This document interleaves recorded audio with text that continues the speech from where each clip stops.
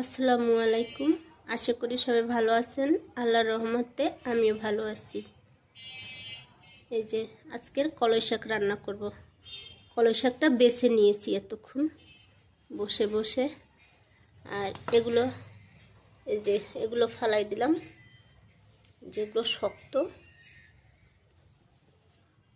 তো দেখতে থাকেন, আমি এগুলো ধোবো, এখন পানি ঝরাবো, তারপরে কুচাবো, তারপরে রান্না করব। বিসমিল্লাহ।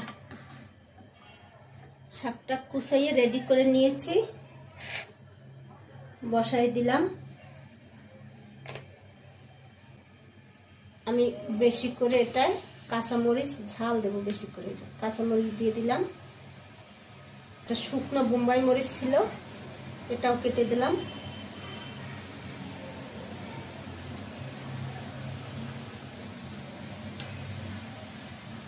আর বেশি করে শাকের সাথে কাঁচা পেঁয়াজ দিব। শাকের সাথে কাঁচা পেঁয়াজটা বেশি করে দিলে কলই শাকে ঘ্রাণ আসে আর খেতেও ভালো লাগে। বাগারেও দেব, লাস্টে অল্প দেব তখন। আর দেব লবণ।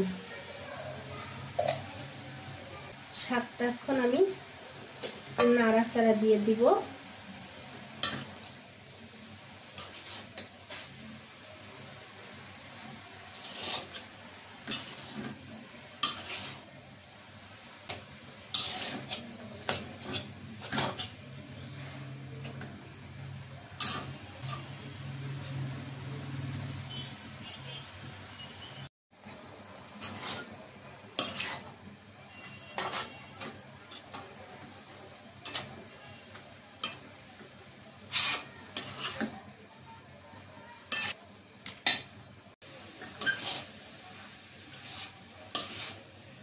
দেখেন শাকের কালারটা অনেক সুন্দর হয়েছে। আমি ঢাকনা দিইনি, এই জন্য। ঢাকনা দিলে সবুজ সবুজ আর দেখা যেত না শাকটা। আমি এখন বাগার দেব। শাকটা হয়ে গেছে। কলই শাক সিদ্ধ হতে বেশি সময় লাগে না, আপনার দেখা যায় 5-6 মিনিটের ভিতরে এই শাকটা সিদ্ধ হয়ে যায়। এই কড়াইটা আমি বাগার দেব। তেল দিয়ে দিলাম।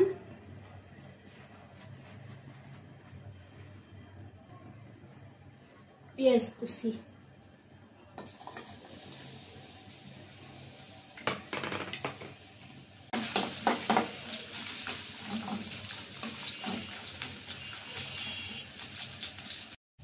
পেঁয়াজটা ভাজা হয়েছে, আমি এখন শাক দিয়ে দিলাম।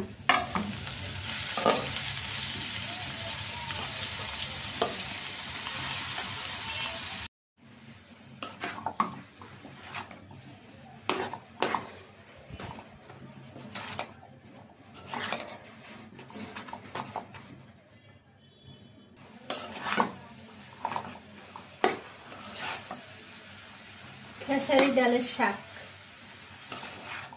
এত সুন্দর একটা ঘ্রাণ বের হয়েছে।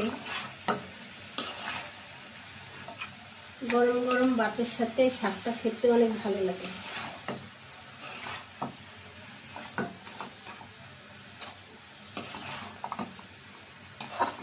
এটা ঘাটটা কড়াই, এটা ধরে লওয়া লাগে না, এই যে লাড়া দিলে খালি ঘুরতেই থাকে।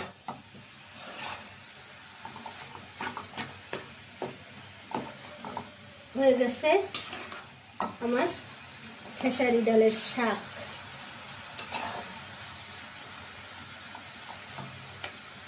এখানটা নামিয়ে নেব।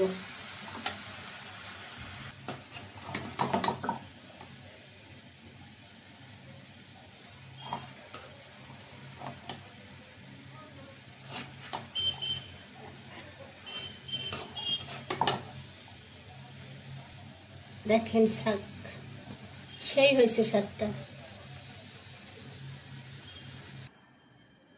কলই শাক ভাজিটা আমার হয়ে গেছে। এই যে দেখেন, আজকে কলই শাক রান্না করলাম। ভাত খেতে বসলাম। কলই শাক ভাজি।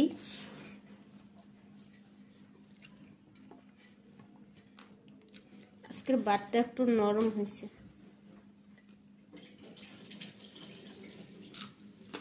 সাথে আলু ভর্তাও আছে।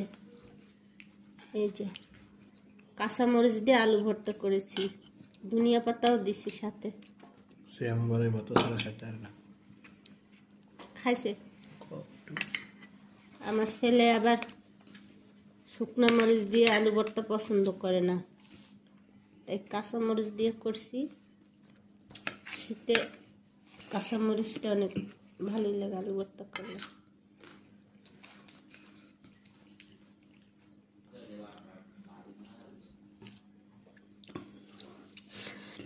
কলই শাক দিয়ে আগে ছোটবেলায় ভাত মাখতাম এইভাবে। এই যে সব ভাত মাখতাম সুন্দর কইরা।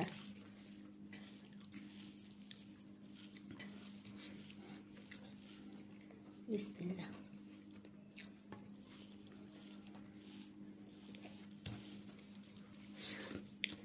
কাঁচা মরিচ, বোম্বাই মরিচ, সব ডাল একসাথে হয়েছে, ভালোই লাগে। তুমি একটু লাউ শাক ভাজি খাও, খাই দাও।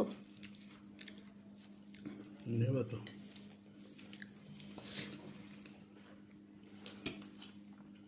সিয়াম অনেক কলই শাক খেয়েছে।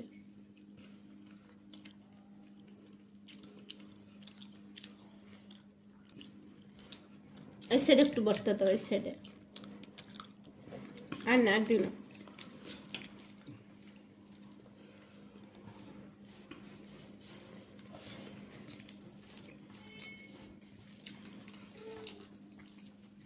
মিনছি, ভাত খাবা তুমি?